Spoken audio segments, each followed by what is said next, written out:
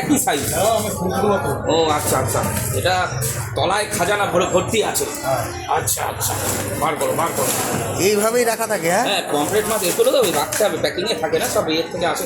এই দেখুন এরকম ভাবে প্যাকিং? ও মাই গড, পমফ্রেট মাছের প্যাকিং? প্যাকিং খুলে পমফ্রেট নিয়ে নেবো তোমার কাছ থেকে। আজকে একটু পমফ্রেট নিই কয়েক পিস, দেখি কেমন লাগে, যদি টেস্টি মাছ হয়। এগুলো কোথাকার পমফ্রেট গো? ডায়মন্ড হারবার। ডায়মন্ড হারবার প্যাকিং হয়ে আসে অ্যাকচুয়ালি, ডায়মন্ড হারবারের না, এগুলো আসে হচ্ছে ইয়ের থেকে, ডায়মন্ড হারবার থেকে সব মার্কেটে যায়। ওই যে আমি বেনফিসে গেছিলাম, সব ওইসব জায়গার মাছ সব প্যাকিং হয়ে চলে আসে। দারুণভাবে প্যাকিং হয়। আবার ফ্রিজ, বাহ বাহ, ফ্রিজের মধ্যে আরও সব রয়েছে। খাজানা খোলো খোলো, খাজানা খোলো, খাজানা খুলে ফেলো। ফুলদা সিমসিম? হ্যাঁ ফুলদা সিমসিম। দেখি দেখি দেখি। ও আবার প্যাকিংয়ের উপরে প্যাকিং। এটা তো ছোটো ছোটো, এসব 100 গ্রামের মতো সাইজ নাকি? বাহ বাহ,